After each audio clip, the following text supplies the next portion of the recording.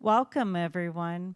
It is my distinct pleasure on behalf of the College of Arts and Sciences to welcome you here this afternoon. Those of you who are in the audience, as well as those of you who are or participating virtually, we're live streaming the event as well. We're here to honor our esteemed colleague and professor, Dr. Loka Ashwood, and our community members who have been instrumental in having a great impact through the work, and we will learn a lot more about it today. Without further ado, I'm going to turn it over to Dr. Ed Morris, who's professor and chair of Department of Sociology, to introduce Dr. Ashwood. Thank you.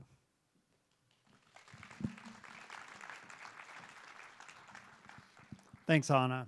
Well, like Anna said, I'm Ed Morris, and I'm chair of the Department of Sociology, and it's my pleasure to introduce Loka Ashwood to all of you this evening. And so the first thing I want to do is just start off a little bit by giving some perspective on the magnitude of a MacArthur Award. These things are called a Genius Grant for a reason. The people who win these awards are very select. Only a handful of awards are made nationally each year to people in any field who show, quote, extraordinary originality. And since 1981, when the award was first started, just over 1,000 people have won a MacArthur grant. So that's total since 1981. Of that number of 1,000, just 120 awards have been made to social scientists. So just 120 to social scientists. And of that number of social scientists, only 15 awards have been made to sociologists. So Loka is in that company. Don't mean to embarrass you, but it is true. Okay, this is very rare. And some of the sociologists that have won the award, just for my colleagues in sociology, include names you guys have probably heard of, like Robert Merton, Tressie Cottom, Matthew Desmond, and William Julius Wilson. So this is truly elite company. And as many of you know, MacArthur awardees are diverse in their intellectual areas. So these awards range from poets to musicians to astronomers. But most awardees are employed at universities, and this year's cohort is no different. People from this year's cohort are working in institutions such as Princeton, Emory, Brown, Cornell, University of Chicago, NYU, Yale, the University of Pennsylvania, and Vanderbilt. Some of you might have heard of some of these schools. Thinking about them as a whole, I would note that they have something in common, and that's that they are all exclusive private institutions. Loka is in fact the only awardee this year who is employed at a public land-grant university.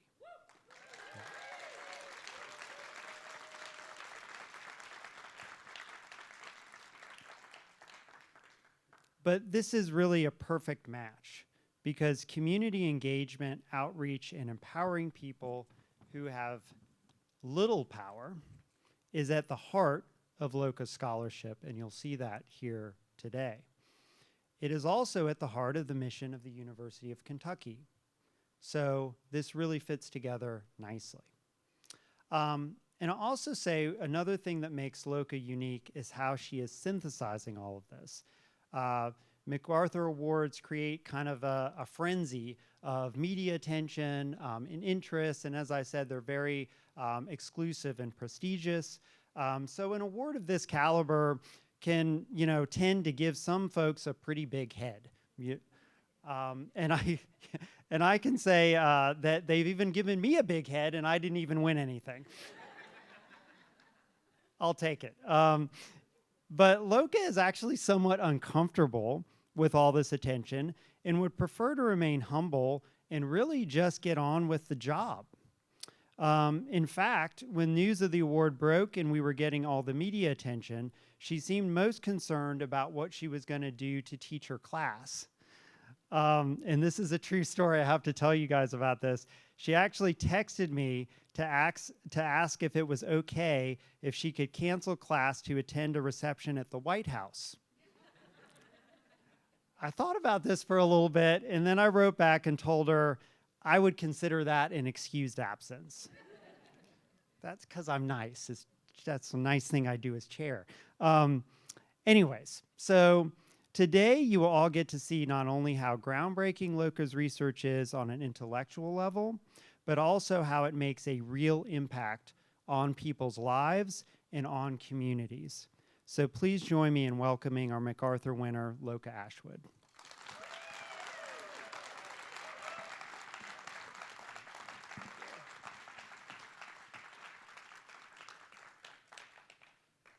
Thank you so much, everyone, for gathering here today. It's truly unbelievable. I mean, I'm still stunned that they selected me for this. I found out in Patterson Office Tower on the 15th floor after missing a few calls after coming into campus and didn't know who it was, somebody calling from Chicago, and I finally answered, and they asked me to close the door, and I did, and found out the good news. So it's truly beautiful. I found out on campus as well. You know, as we're starting to get started, is it possible to pull up the PowerPoint and get that active if you have it ready? Oh, okay. All right. So I can go ahead and just click on. Okay, brilliant. Okay, so just a few folks. I already thanked some folks earlier at the president's reception, which I'm so thankful for. But I just wanted to thank them again. There's a guy with some big arms and two little guys with some little arms that I'm so thankful for, that just lift me up all the time and keep me laughing.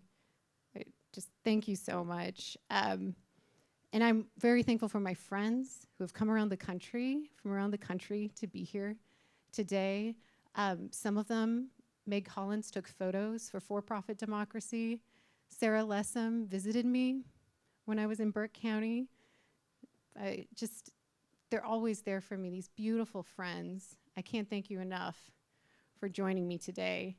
And then students and professors that I work with.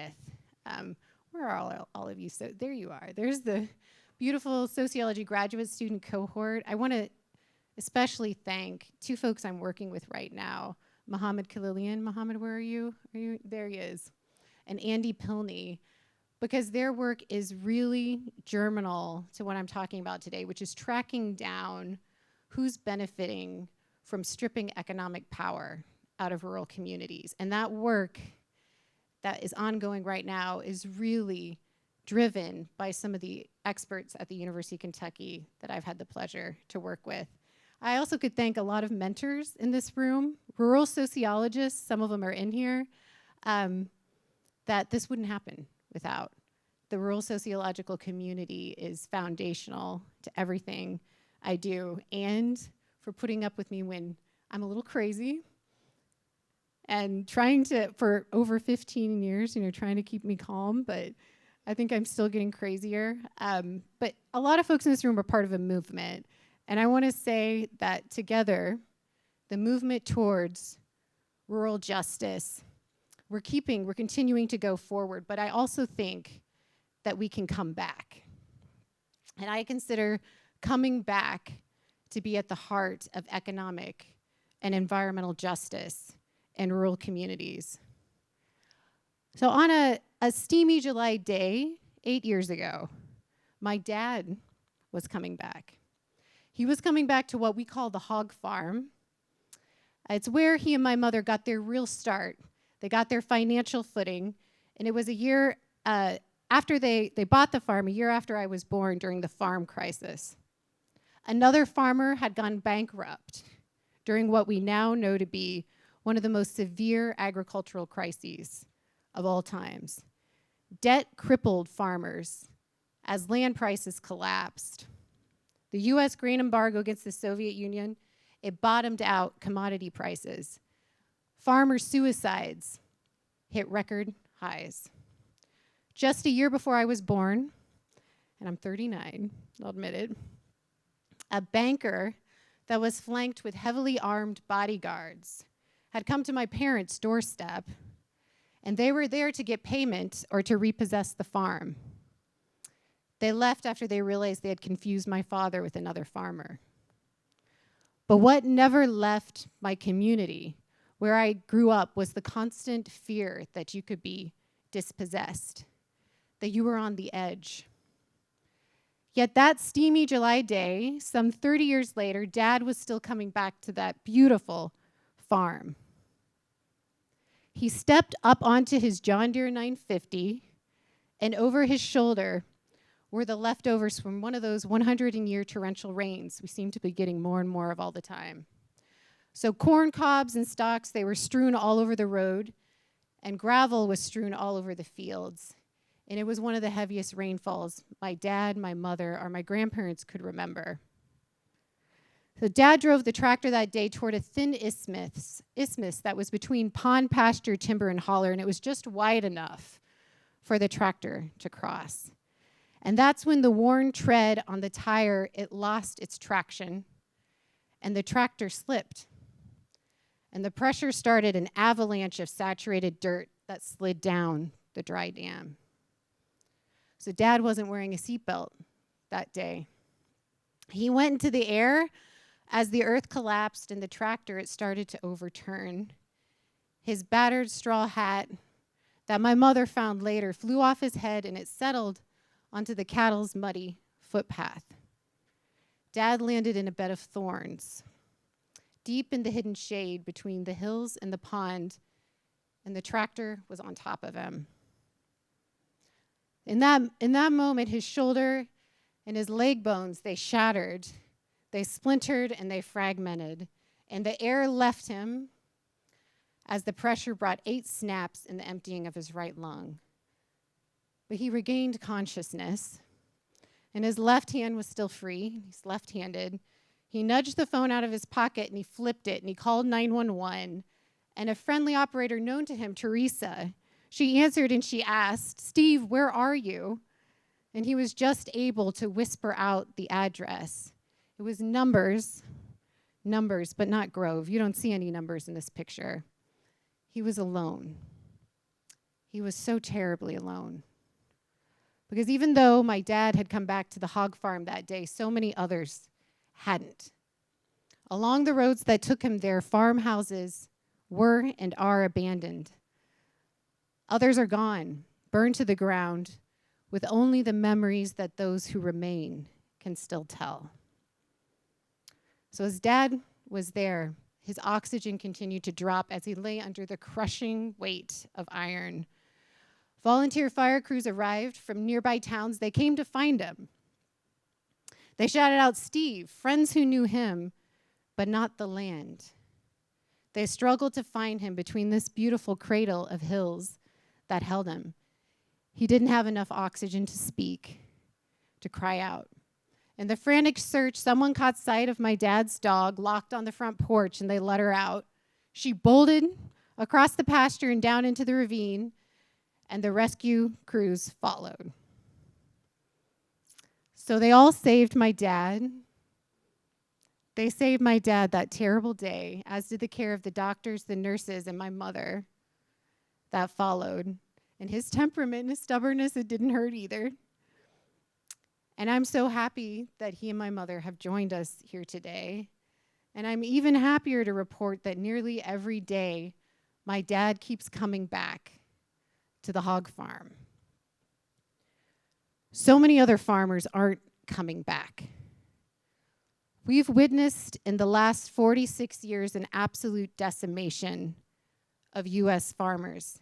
It's happened across administrations, Democrat or Republican, and it's happened with a few hopeful trends, and you can see one there at the top. And I don't want to make light of the fruit, nut, and berry farms. I love fruit, nuts, and berries. It's wonderful to see them thriving. But most types of farms have dropped precipitously. It's the worst for hog and dairy farms, We've lost a staggering 88%. 88% of our hog farms in those 46 years, and we've lost 89%. 89% of our dairy farms. But it's not just a 46-year trend. It's been acute in the last 5 years. Between our last two censuses of agriculture, we've lost 39% of our dairy farms in the United States. Just in 5 years. That's less time than my youngest son, Rowan, has been alive. It's been a bloodbath in states like Wisconsin and New York. We've lost 15% of our cattle farmers in 5 years. And that's cattle farmers that make up most of the farms that we have here in Kentucky. We've lost 13% of black farmers. And there are so few left to lose. Only 28,723 black farms remain in the United States. Yet we keep losing them. Why is this happening? Why can't these farmers come back? So depending on where you're sitting, whether it's on the front steps of the farmhouse or like me, if you're looking now and you're watching the data, it's been both slow and likewise acute economic injustice. And what I mean by economic injustice is a gradual but methodical taking of economic power from the people and concentrating it in the hands of the few. Our government's policies have played a key role in taking away farmers' economic power. Sonny Perdue, the Secretary of Agriculture during President Trump's first administration, he stood before Wisconsin farmers at the Dairy Expo in 2019, and he said to them, in America, the big get bigger and the small go out. The funny thing about being small is it's actually a very, very big thing. It takes a lot of heart to be small.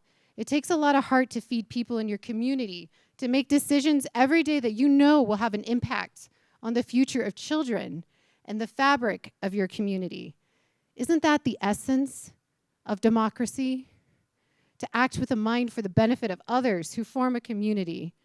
So when the United States Secretary of Agriculture told dairy farmers it was their time to go, they took it to heart. Torn between the responsibility of community and the idea that they were un-American for being small, the farmers felt it was their fault. Wisconsin farmers die by suicide at a rate 2.5 times the national average. That awful word average, as though there can be an average for such things.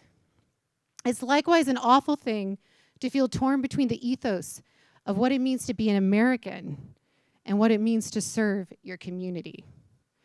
So how do you make farmers get big or get out? Or we could rephrase this. How do you take economic power from the many and concentrate it in the hands of the few?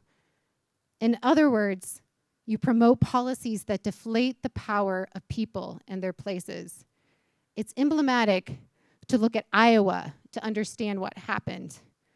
Iowa is the home state of the most recent Secretary of Agriculture, U.S. Secretary of Agriculture, Tom Vilsack, who served 12 years, over a decade in total as Secretary of Agriculture, 4 years under President Biden, and 8 years under President Obama. He just left the office. But Vilsack, he came to Washington by way of Iowa, where he was governor for 10 years and before a state senator. During his time there, Vilsack led the charge for consolidation in hog production. Under Vilsack's watch, Iowa lost roughly half of its hog farmers. That's from 1997 to 2007, roughly half. This bears repeating, just gone in 1 decade. Yet over that same time period that Iowa lost half its hog farmers, production of hogs increased by 40%. Today, there are over 67 million hogs, or pigs, sold in Iowa, roughly 21 hogs relative to every person. Stripping so many farmers of their economic power required leaving behind their embeddedness in place. It required making it possible to commit, get big, or get out environmental injustices that were formerly unfeasible or unthinkable. For farmers before the collapse, it was unfeasible to have thousands of hogs packed in as tight as consolidation demanded because they didn't care for them because farmers couldn't care for them properly. And what they thought of by properly was a bit of time outside, you know, especially for pregnant sows, not leaving them in a gestation crate that constrained them to the point that they couldn't turn around or walk.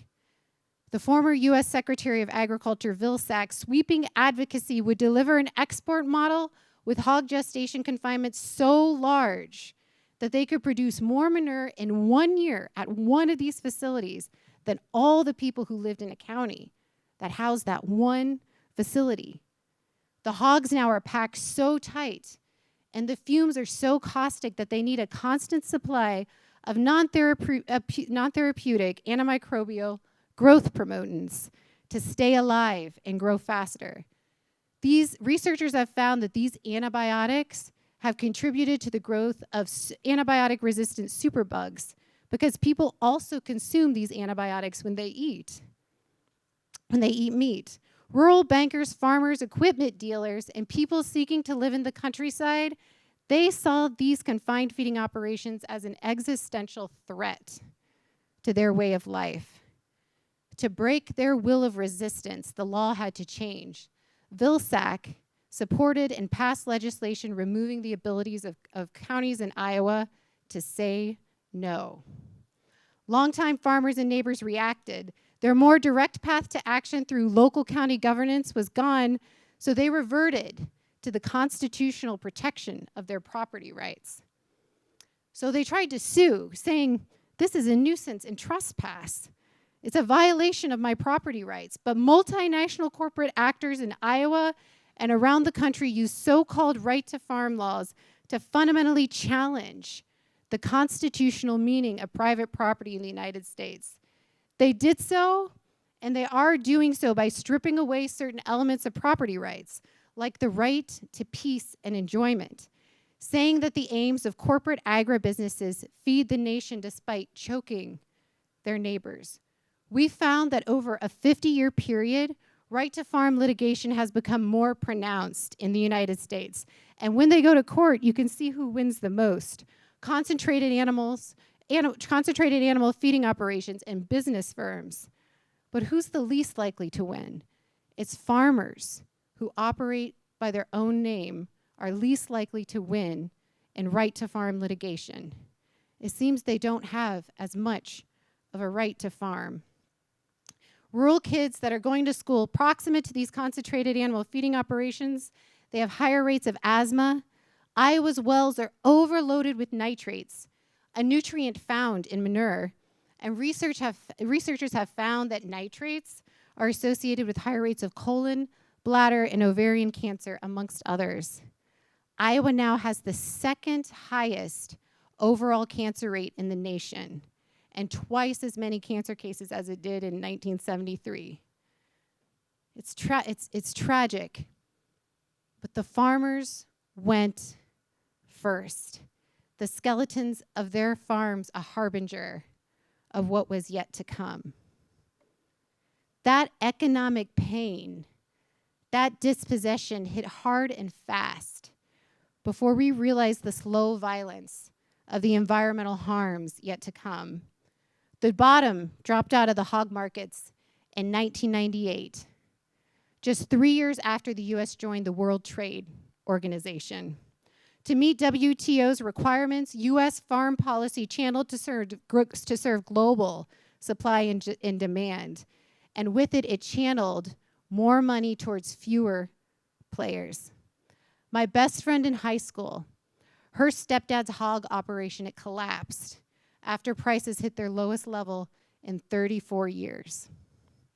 His mind strayed, feeding on the trauma he carried with him from serving in the Vietnam War. He retrofitted his hog confinement into horse stalls, and I would help my friends some days clean the stalls and brush the horses. She taught me how to ride, and I came to know her as a skilled rider, even though she had a frame even slighter than mine. She showed grit and heart as she guided me through the art of sorting cattle on horseback. Her mom sold me my first horse and my first saddle. Today, they are all gone from that place. Our leaders, they struggle to find words to articulate why rural communities matter, even why farmers matter.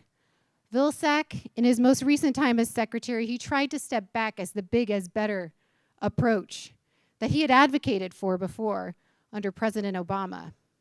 He argued that the United States Department of Agriculture should get funding to small and mid-sized farmers because rural areas, to quote his words, support a significant percentage of the military. And you need, again to quote his words, enough people to service the military. There, the United States Department of Agriculture found justification for rural people centered around another export model, this time, people.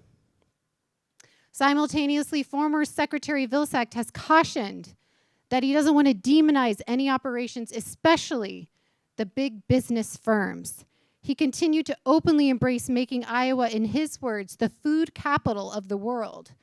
Most importantly, there's an unwillingness to recognize that the biggest corporations, they have prevailed through dispossession, whether through property rights or the practice of farming itself. In part, it's because we don't keep track of who ultimately makes money from this extractive model and who our government is actually giving subsidies to. My colleagues and I, including Andy Pilney here at the University of Kentucky, we have worked to pin down the flow of money that's enabling the dispossessions of farmers and rural people. We found that the Farm Credit System, which is a US government-sponsored enterprise, has loaned money to the biggest companies that have played a role in driving hog farmers off the land. In fact, they've given more loans than any other funder, including private banks. A top recipient is Smithfield Foods, a subsidiary of WH Group, which is a food conglomerate held and mostly managed by investors in China. Farm Credit's stated purpose is to provide, to quote again, safe, sound, and dependable sources of credit and related services for all creditworthy and eligible persons in agriculture in rural America. This irony is not lost on rural people living ground zero next to these facilities. These massive multinational conglomerates thrive on using corporate structures to dodge culpability. They use limited liability companies at the local level to mask their identities and at the federal level to get subsidies to each subsidiary, which can appear as an independent farm, but is actually part of a multinational structure. The same structure increasingly typifies farmland investment and likewise masks the ultimate beneficiaries in US farmland acquisitions. It's made us ill-equipped to understand just how much land in the United States is absentee-owned. Yet, the United States Department of Agriculture, to its peril, because of its supposedly neutral position on farm size, has an agricultural foreign investment disclosure database that doesn't get at who or what is behind the business firm red tape. And our approach to breaking up firms through antitrust litigation, it hasn't caught up to just how intertwined ownership now is. And the US Department of Justice keeps allowing more and more companies to merge. In 2022, the US Department of Justice allowed the massive grain conglomerate Cargill to buy yet another firm, this time another poultry producer, Sanderson Farms.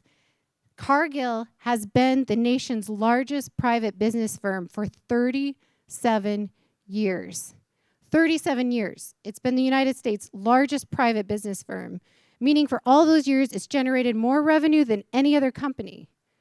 Cargill and its subsidiaries, the US Department of Justice did say, well, you're going to pay an $85 million fine if you want to merge. But this company made $160 billion just last year. $160 billion, $85 million fine. Meanwhile, because these behemoth companies have so many LLCs and subsidiaries or business associates, the government struggles to keep up with who owns what. Our Government Accountability Office has warned that it's unclear who the ultimate owners are behind corporate entities that have received millions, perhaps billions, in government aid. You can't feed the beast and defeat it too. And our leaders continue to think they can feed corporate entities buckets of grain and that giving a few kernels to place-based farmers will satisfy the rural appetite for fairness. Communities, despite the odds, they have pierced through corporate veils, in some cases using local know-how to do so, and we'll hear more from one such group, Nope, later. In the meantime, though, animosity toward the government grows, and especially politicians that pretend it's not a problem. The skeletons where I grew up perhaps pale in comparison to other casualties in this cruel system. The behemoth Brazilian company, JBS, for example, it contracts with cattle companies that are clear-cutting Amazonian rainforest. JBS just last year bought up Trioaks, and with it, some of the last remaining hog confinements or production contracts where I grew up. JBS now puts more demands on the operators and the hogs, wanting them even bigger, even heavier to speed up processing.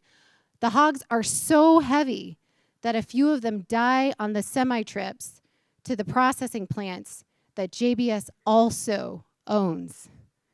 Children work at these plants, often immigrant ones. Just last month, the U.S. Department of Labor held JBS culpable for employing children in dangerous jobs and overnight shifts.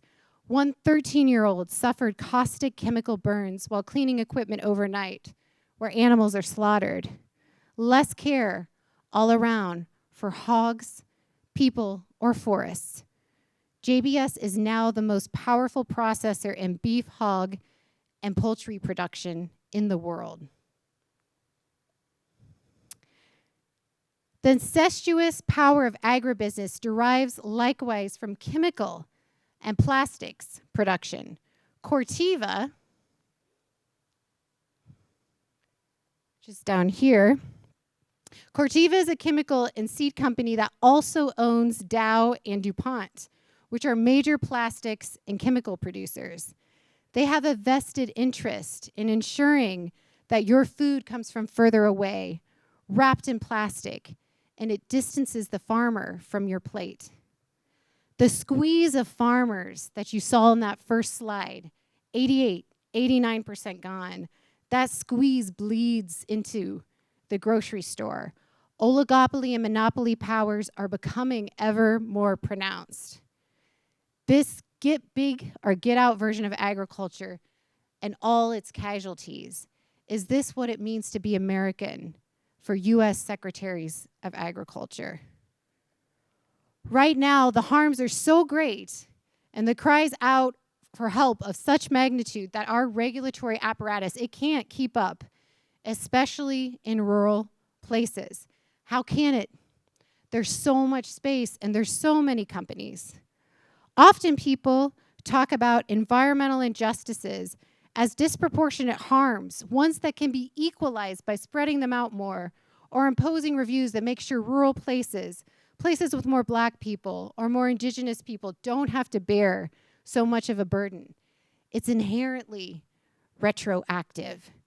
By thinking we can regulate ourselves out of environmental injustices and not remembering their beginnings in dispossession, we have left so many people with so little recourse.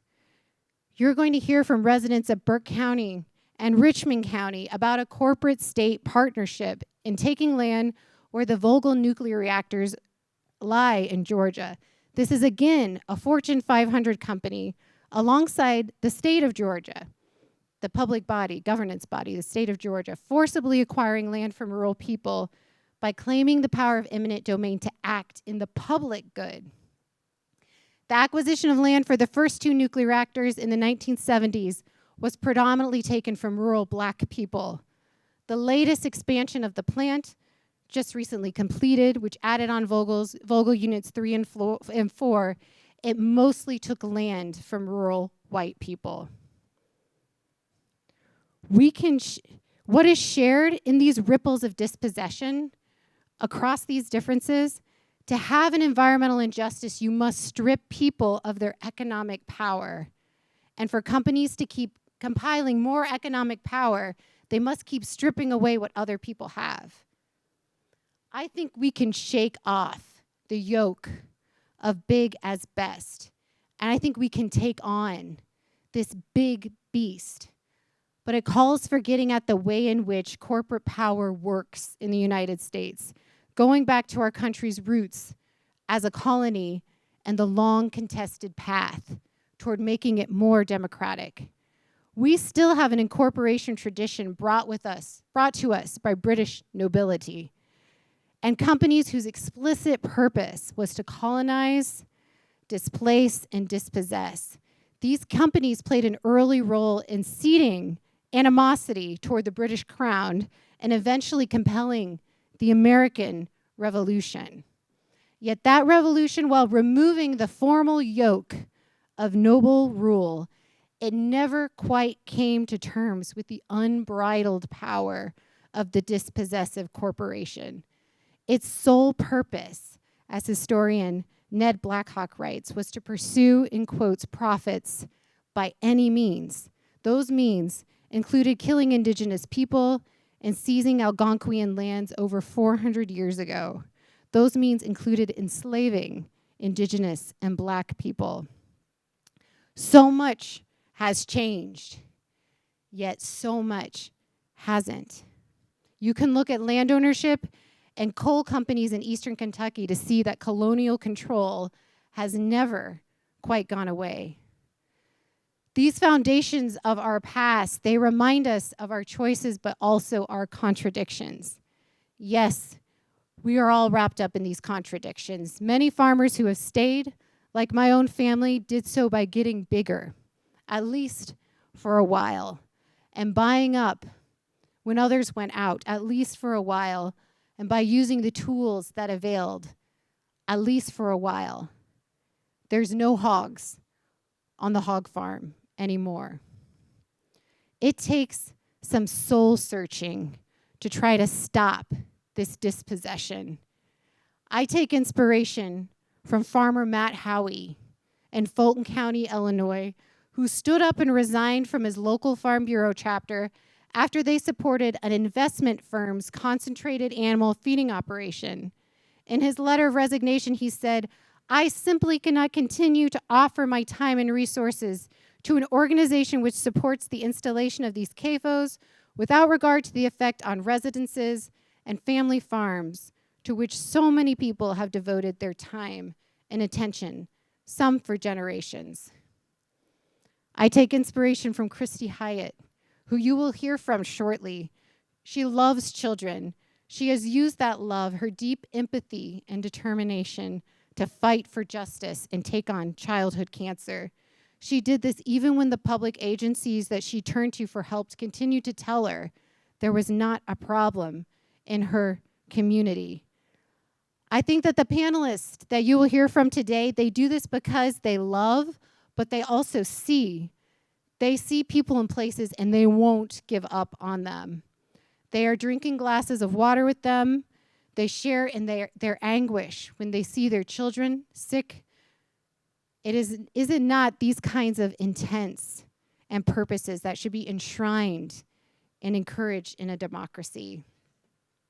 We can begin with community intent rather than ending with community burden. We might call this new vision moving forward the community corporation. Why not? The corporation is indeed a creature of the state. That means we can do whatever we want with the corporation. Let those other creatures of the state that it is beholden to, the people, have power, have control over the corporation. Instead of a crown chartering corporations or the wealthy billionaires today that are exploiting the legal system to their gain, Can we not return the public purse to people through localizing the corporate farm? We have hints as to how the community corporation could come to be. Right now, the proposed Farmland for Farmers Act seeks to bar multi-layered subsidiaries from buying up land, but not only from receiving subsidies from the U.S. government. The Corporate Transparency Act, it gives law enforcement the ability to require all business firms in the United States to register their ultimate beneficiaries. But big businesses right now posing as small businesses are challenging it. These critics claim that it's a burden to tell you that they own something.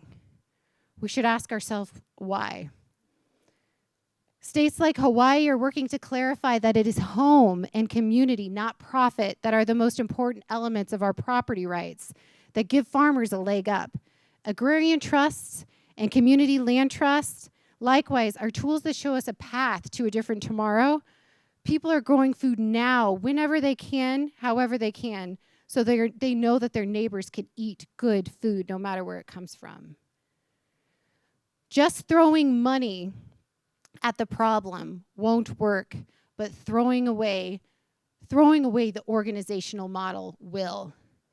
The business firms that now dominate our society increasingly make it difficult to do the best work that lets all our physical and mental ingenuity revel in the richness of place. We can have legal forms that do not threaten the basis of our lives. Even more, we can have ones that provide new possibilities where you can choose to stay or leave. Culture can be a part of production, and good food can be a basis of a good life. These are the centerpieces of our economy and our future. How about we let communities incorporate corporations? Let's help communities not just come back, but let their ingenuity take us forward and their empathy lead us to a new tomorrow. The future is indeed theirs. Thank you.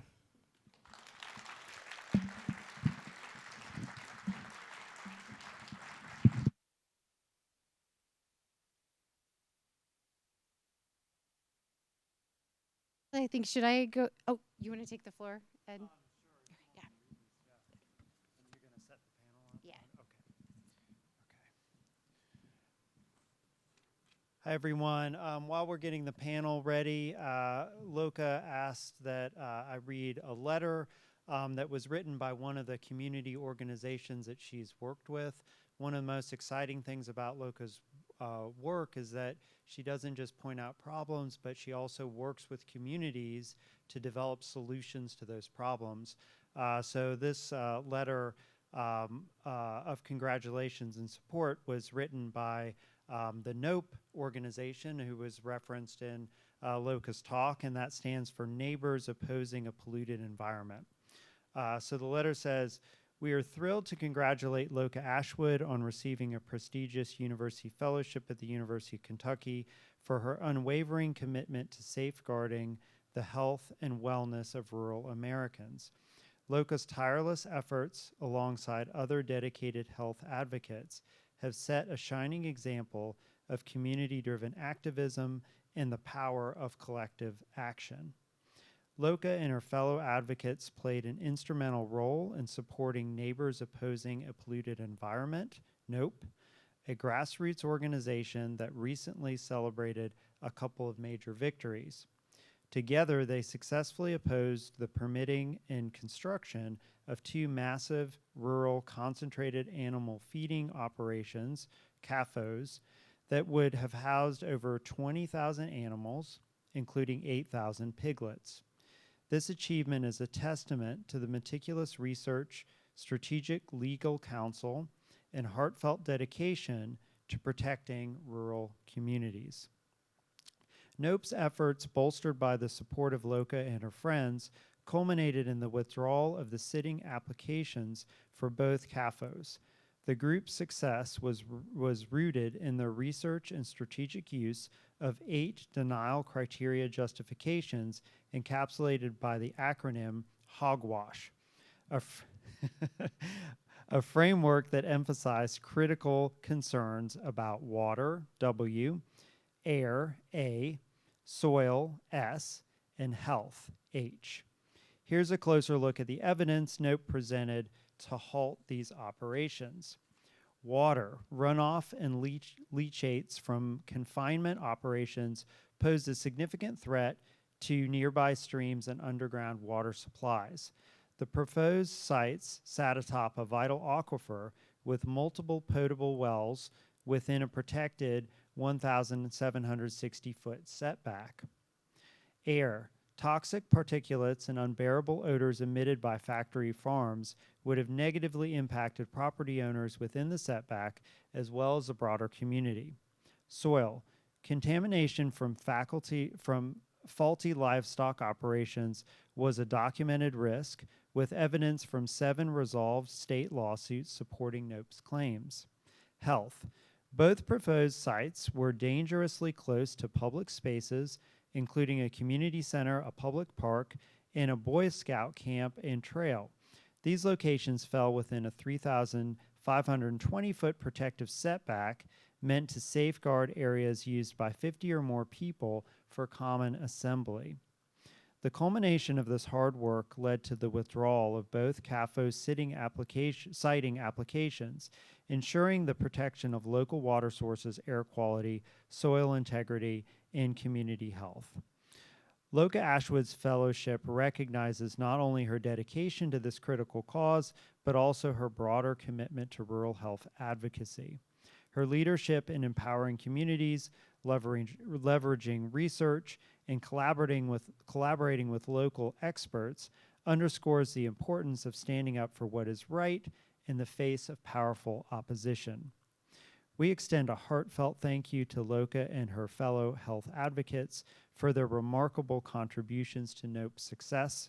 Their efforts have made a lasting impact on the lives of rural residents, setting a powerful example for others to follow.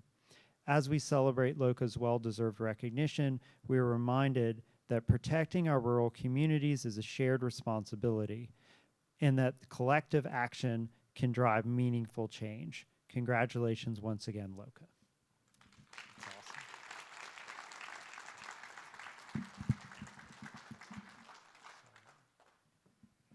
Okay, so now we're going to get to hear from who I like to call the real heroes that are joining us here today. If the three of you want to go ahead and come up and take seats, I think that would be great.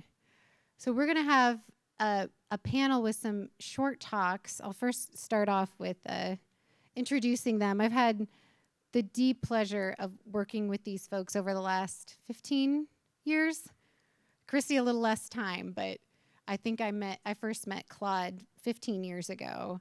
And these are people who serve rural communities, and they're from rural communities, and they continue to take on the most important issues in rural areas: education, clean water, faith, access to housing, persistent poverty, and cancer. So I want to start first off, I'll just do, I think, brief introductions of each of you, and then whoever wants to go first can take the floor. But Christy Hiett, she's the principal of the Fruithurst Elementary School in Fruithurst, Alabama, a school that is also a National Blue Ribbon School. She has lived in Fruithurst her entire life, and she attended Fruithurst Elementary School as a child. She started teaching at Fruithurst Elementary School in 1996 after graduating from Auburn University and became the principal there in 2007. She has her doctorate in school improvement and is a national board certified teacher. She has 29 years of teaching experience, and she is a founding member of Cleburne Cancer Concerns. Claude Howard in the middle, he is a Vietnam veteran and a resident of Burke County, Georgia. He is a member of Shell Bluff Concerned Citizens and the Blue Ridge Environmental Defense League. He's an active teacher and a minister at Allen Chapel Baptist Church. And last is Reverend Charles Utley. He is a member of the Blue Ridge Environmental Defense League and a minister at the McMurray Spring Branch Church in Shell Bluff, Georgia. Blue Ridge Environmental Defense League is working to repair homes for senior citizens in the area so that they can stay where they've always been. They're raising funds to retrofit for the elderly. And they are also working on scholarships to give students the help they need to go to colleges anywhere in the country. And if you, as these folks are talking, if you want to learn more or want to contribute to their efforts, you can just draw on one of the Scantrons and learn more about what they're doing. But each of them are going to take 5 minutes and talk to you about their work and what's happening in their communities, their work towards rural justice. And then we'll just have an open question and answers with the audience that I'll moderate. Are you stuck going first?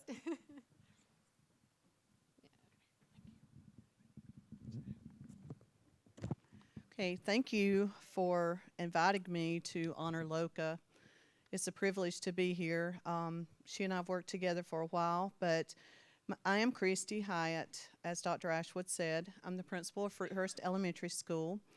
FES is located in Fruithurst, Alabama, which is a very small rural community. Just for size reference, I currently have 220 students at my elementary school, so very small. When Fruithurst children were being diagnosed with leukemia in 2016, people in the community looked to me for answers. I became consumed with the cancer issue because it was impacting children. I had children in my school diagnosed with leukemia. I desperately tried to find answers on my own prior to meeting Dr. Ashwood in November of 2016, but I was unsuccessful with multiple attempts with various agencies. I really say I got nowhere very quickly. Nowhere. The research in Fruithurst was started when 4 young males in the Fruithurst community were diagnosed with cancer within months of each other. That count of 4 males quickly doubled when 4 middle-aged females were diagnosed with leukemia and lymphoma, both of which are blood cancers. Within months, that number grew to 10 individuals diagnosed with leukemia or lymphoma, and is currently at 13 cases since 2016. Of those 13 cases, 5 are deceased, and 2 of those were my students.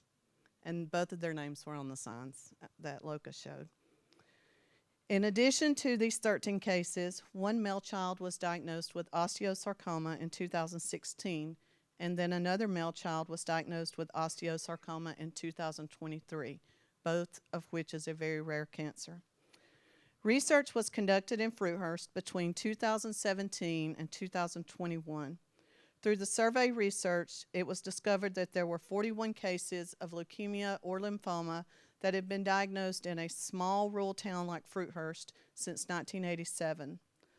The survey data also determined that there are a total of 16 types of cancer found to be higher when compared to national estimates, with some types being up to 13 times higher than the national average.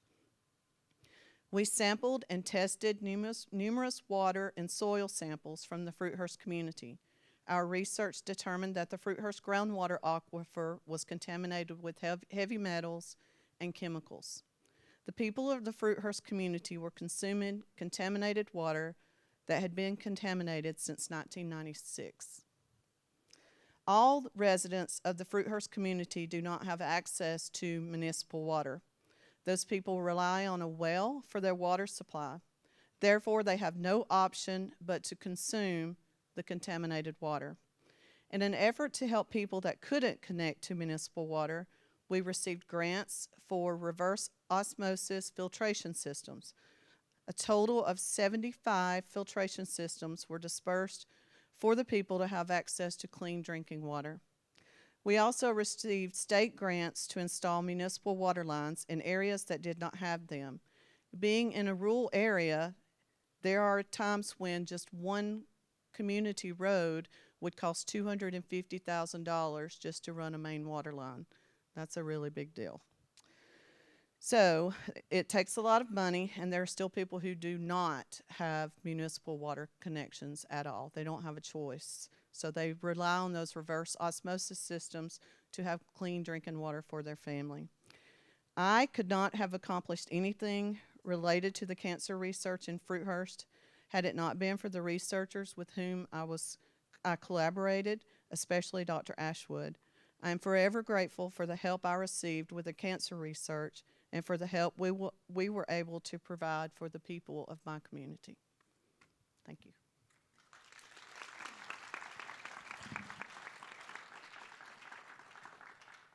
to use this mic.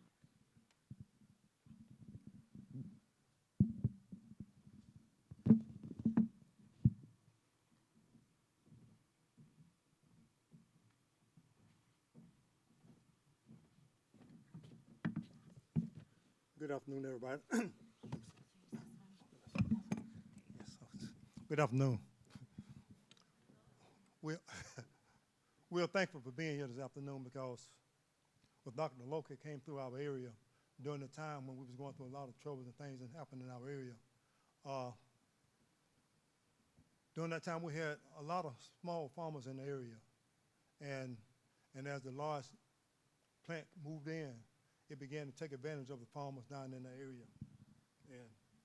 And as it took advantage of them, and what it was doing was moving them out of their position. And so as a large company come in, then it was all about the bottom line, the profit.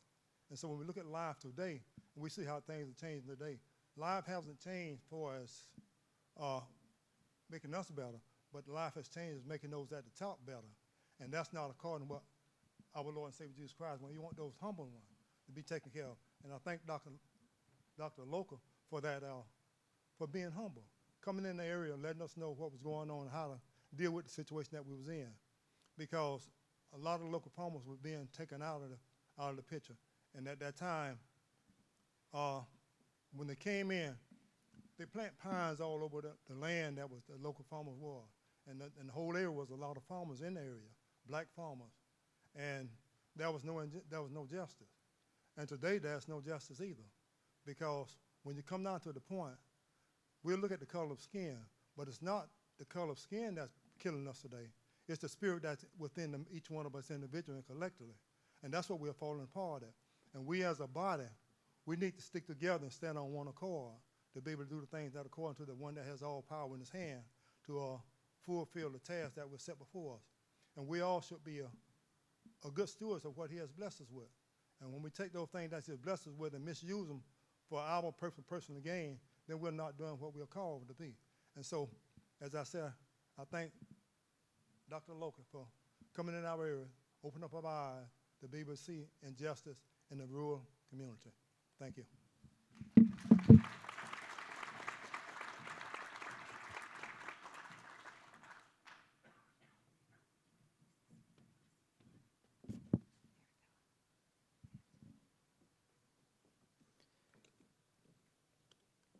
My friends, we have been blessed. We've been blessed because we had somebody to come and see the problems that we were having, that we weren't even aware of, that we were having. It's when they were building Plant Vogo and they were building all the things around the area, it was being used. People even were catching rides from Augusta, Georgia, going down to Waynesboro because they were being hired there to work. But they didn't know the rest of the story. That it was being done, but it was being taken from the residents, like Reverend Claude was saying. Property that was being taken unjustly, being done by those who didn't care. But we were able to understand it when she came to town. And that was a blessing. When you have somebody to help you be able to understand what's going on in your neighborhood. And with that being a part of what my life was created by my mother and my father. Because they created a community came out of Burke County and Waynesboro. They were able to move to a place called Hyde Park, which was in Augusta, Georgia. But yet we still was working in Waynesboro and still working there because my church is still in Waynesboro. And also pastor in the same area in Waynesboro. Because you don't lose where you come from when you're trying to keep working, building a relationship to stop the injustice that's coming upon you. And that's one of the things that even working with Reverend Howard there and with even being able to be invited to where I am today. We want to make sure the world knows the problems that we're dealing with. When you have a company that's been recognized to build a factory that says now the world's safest manufacturing for energy, Plant Vogo. But yet, when you look at what it has done, we did a study on it, and it showed that children who were never met after the one age passed 0 to 1, and how the increase of cancer took care of those children, and how it's still growing. And it's gone very, very high. It's up now to 79% of children who won't get past 1 year old. And you need to know that, because it's an infection that we want to teach the children as they grow up, what you need to be on guard with. And that's why I want to say to you today, we don't stop doing what we're doing. We keep increasing, doing what we can do to make sure we're being understood. And I work with the Blue Ridge Environmental Defense League, who also look at what things are doing throughout the country in other 5 states. And with all those who are working with me, even now with Reverend Howard, and what we do in the neighborhood where we are now. And what we're trying to do, even with the church at MacArthur Spring Branch Church. I always tell them what I'm going to do and what I'm not going to do, but one thing I'm going to do is make sure I'm being taught by God to tell you what you need to do, that we can be justice in doing and not injustice and not doing what we need to do. Stand up. Tell them you ain't doing what you need to do. And let them know that they are injustice people. And I know sometimes I may say some things to them and they get upset with me. But I want you to know, I'm going to tell you what I think you need to know. And I want to do that, and I'm understanding how we can do it. And by the way, I got to stop myself now because I've been going over my 5 minutes. But because I want you to know how important it is. When I received that information, I used to go down with her, and we'd stand there in the church, and she would do all her things and even have the things where she can fly and look at the plant where we're doing, able to look at. And I didn't even know anything about that, but watching her gave me an idea that this is how you get the things that are problems resolved. And I want to thank you for what you did, because it grew in me. And yet I was older than she is, quite old. I ain't but 78 now, though. But I tell you, I want to thank God for having her to come to us, because I feel it was the leadership through God that sent her to come to where we are, even in this moment in time, because it was motivated to give us the understanding that we can pass down not only today but to the next generation. And that's my idea. And every time I take a lot of pictures, because I want to send those pictures to somebody else, and I send them to my children, who my daughter went to school over here in the college, and the university next door. But the idea was, and I sent her a note today, I'm back. She said, "Oh, Daddy, you up there?" "Yeah, I'm up here again." Because she knows I'm still with the environmental stuff. And I want to thank you for that. And I want to thank all of you for coming today, and I'm going to be quiet. And y'all have a blessed day, and thank y'all for coming.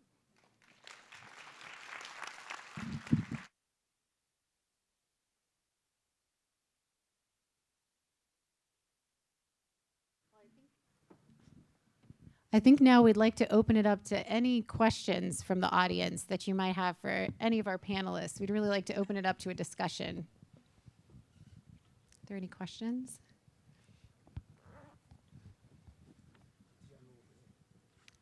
Oh, yes. They can hear you.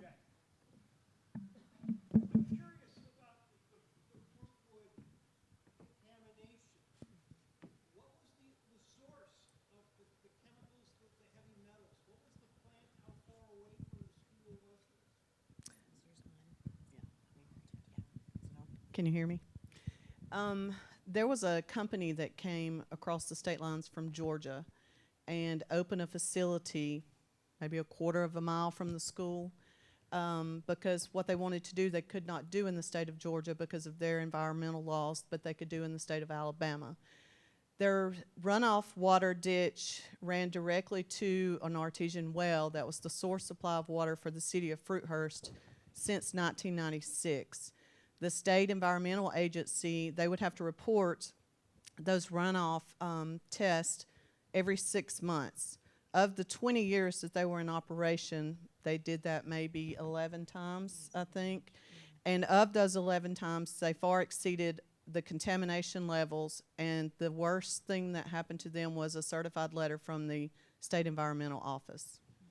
So the city of Fruithurst, which included the school at that time, used that groundwater as their city municipal water system until 2000, I think, somewhere around in there. Yes. You're welcome.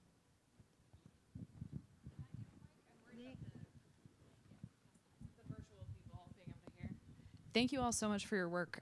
As you all alluded to, the work that you do is the work of years, not days or months.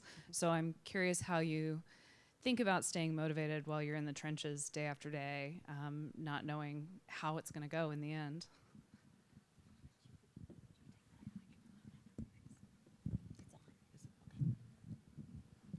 You want to answer that? Well, one thing I look at as staying in the trenches that when you know your responsibility and what you're here for, and you don't focus on the situation, focus on what the results of it will be. And by focusing on the results of it, you can bypass a lot of those things that's going to sort of hinder you going through the process. So stay focused on what your objective is, and that way you pretty much going to overcome the obstacle that's in your path. And I would answer to that too. My motivation is the children. I'm still there. I'm still in the community. I don't foresee doing anything any different, but the motivation also comes when you have people like Dr. Ashwood that can help and has connections that we do not have. So you start making those connections and start getting answers, and people want to come in and help. I've never seen our community come together as they did when we were heavily involved in the cancer research. It got a lot of attention, which then got donations, which meant more tests. All of the things. People in our community went to Auburn to be trained. They were motivated. They fed off of it. But the bottom line is the objective is, for me, is the children. I agree with the children. I agree with the children, because that's the thing that I feel need to be motivated, because they can start growing and keeping what we're trying to do in the future. And it has to be started with them. Well, and to tag on to that, Loka and I had a small conversation earlier. My children have chosen their profession because of this work. Yeah. Yeah, my oldest has graduated law school from Bama, and she is working in as an attorney, and my youngest is in pre-med at Auburn, all because of this. Yeah. It's because of you.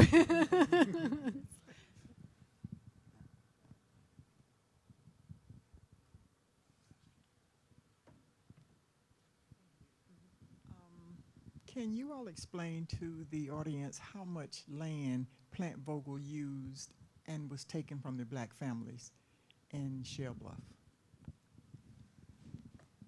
In Shell Bluff, in the area where Plant Vogel came in, and the land there was a highway run down Highway 8 and Highway 23. With all the land that within pretty much in that area was owned by black farmers. And during that time when Plant Vogel came down, my granddad had bought some land in the area. And in 1919, he bought the land in 1919. And after he bought it in 1919, he bought some more in 1929. And a total of almost 800 acres. And that portion of land was owned by him, by my granddad, but also a lot of other black farmers in that area. And when Plant Vogel came in the area, they began to start taking the land. And they were not sharecropping, but getting a loan. Back in the days, you have to get a run in order to be able to run the farm the next year. And there come a time when they had to pay the pay when the crop was made. They paid the merchant that they got their product from. And so sometime they was always would break even. They never would gain nothing. They always would break even. And that was the system. Mm-hmm. And when Plant Vogel came into the system, then that really took effect of them. And what happened then the system got involved in the local government and everything. And when you start taking bribes taking bribes and things to undercut the rights of the people, then you're falling down. And that's what took place in the area, because the city was putting people in place that was in the administrative side, and they wasn't concerned about the people's in the, they was more concerned about what the big man could get. Approximately 300 plus acres, and the price we got for it was less than the other acres. We got $450 per acre. And another area we got right next to it, tied on the same land, was $5,000 per acre. And that's the difference in our area. 450 to 5,000. And that's about, we call racial injustice. It's a similar situation in Fruithurst. I didn't mention this in the statistics, but my school is 80% poverty. So for the company to come into Fruithurst to do what they needed to do, because they owned a much larger company 10 miles from us in Georgia, but in the rural areas, we're ignored. I mean, it's just passed by, and they were able to do what they wanted to do the chemicals.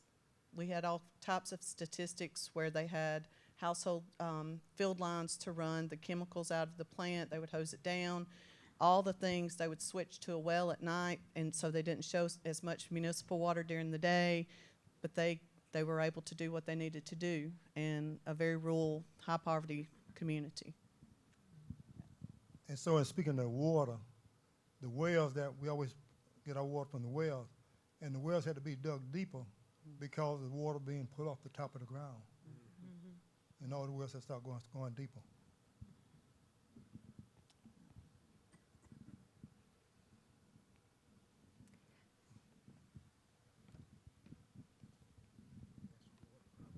Thank you all for being here. I have a question about, like, I kept hearing y'all phrase it as like when Dr. Ashwood came in.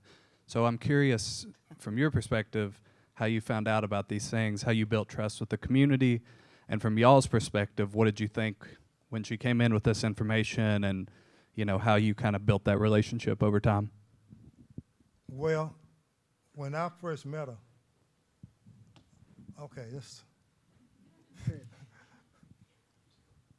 when I first came back from Vietnam, there was a lot of things going on in my life that when there was a lot of racial things going on. And so in order to be able to bypass that, I had to get to the point that I can be able to see Christ in the process. And so when Loka came through, her spirit was humble. And that humble spirit connected me back to where I was raised up as my mother taught me as a child. How to be humble, you can be powerful yet humble. And when she came along and started talking about injustice and all that, then that's how I got really tied up with her. And I really appreciate that, because there's a lot of things we go through in life that there's no love, no joy, no peace. But when she came along, that opened it up for me to be able to enjoy that peace that I had lost because of hatred had come into my life. And hatred will kill you. And that's why you learn to love and not hate, no matter who they are. And in this world, as I said before, there's only two kinds of people in the world, children of God, children of the devil. So we have to make a choice in our life what direction we want to go.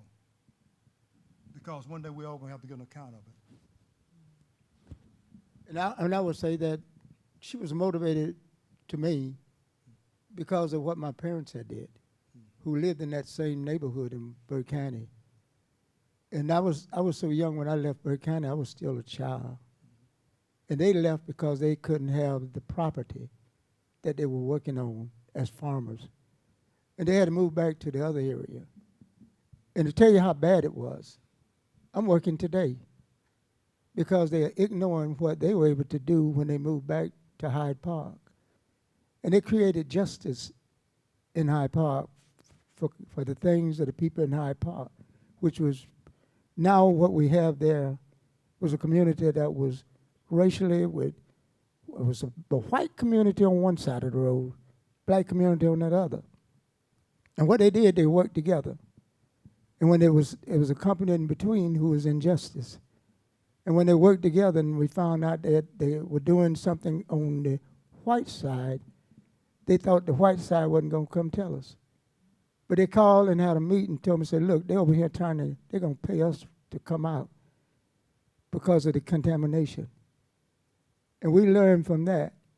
We got together with the two. And we were united to fight together. And that's the same thing I saw when she came. You have to be united in what you're going to do. And that's what I use that for. Because that is still what I'm working on today, is make sure that Hyde Park recognized my mother and family for what they did and creating what they did in Hyde Park. So I even work with the mayor today and making sure that Hyde Park is recognized for the injustice that was done when it was a blessing being done by God. And I'm talking with the mayor, I'm talking with the governor, I'm talking with everybody, because there's still homes there that they took from them. And there was a hurricane, Helena came through, and they're taking all the burnt, all the traffic, all the farm trees that were torn down. They're putting them in Hyde Park as trash and have not even spoken to the people. So that's why I'm working on it so hard as I'm talking to you right now, because they're on my top list to get them cut down. And that's why you have to start with the children. That's what I'm doing. My connection to Loka, I started trying to get answers in the summer of 2016 through multiple agencies, environmental agencies, different things. But being the principal of an elementary school, this is very bizarre, but we would have a company come in and check all the fire extinguishers, take the ones that needed to be refilled, those type things. And the man who did that had his younger child with him at the time, and she sent me a friend request on Facebook. And so as I was begging for answers and help and all the things with the explosive cases of leukemia, she was in a class that Dr. Ashwood taught. So she sent me a message and said, do you mind if I give her your contact information? I said, absolutely not. I was desperate and begging. And she made that connection. Loka drove 2 hours north of Auburn to our little community. We met, and the process started that January 2017. So, social media, but that's the way it happened. Yeah, with Christy, it was a class I taught called Community Organization. It was a really fun class, and that student connected us. Yes. Abby, right? Yes. It was Abby that connected us. So that's how that began. But I was talking to Christy about this. Fruithurst also just has a spark. You go into just a community spark, and it's the same with the folks in Shell Bluff. There's this deep determination and love for that place. Now, Shell Bluff was the first time I went there. I was with my husband Jason a long time ago, and we met Claude's sister when we first came, and she took us around the area. When I was it was my first year of graduate school. I was working on my PhD. And I was connected to her from someone in Illinois that had a child who had actually gotten cancer proximate to nuclear reactors in Juliet outside of Chicago. So that was how I first got connected to Claude's sister, and just had a visit before I went back, and then started doing steady research on the area, and then quantifying the land lost and the takings in a 5-mile radius around the plant. It's about half of the land is now owned by the state of Georgia or Georgia Power Company, which is a subsidiary of Southern Company. So it's a tremendous amount of land that they've taken.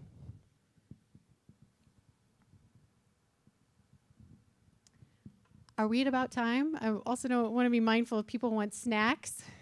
Everybody's hungry. Any last question or ready to eat? I see the rural sociologists will tell me how it is. They're like, yeah, we're ready to eat. Well, thank you so much for coming, and thank you for coming here to the University of Kentucky. Thank you. So honored to have you. Thank you.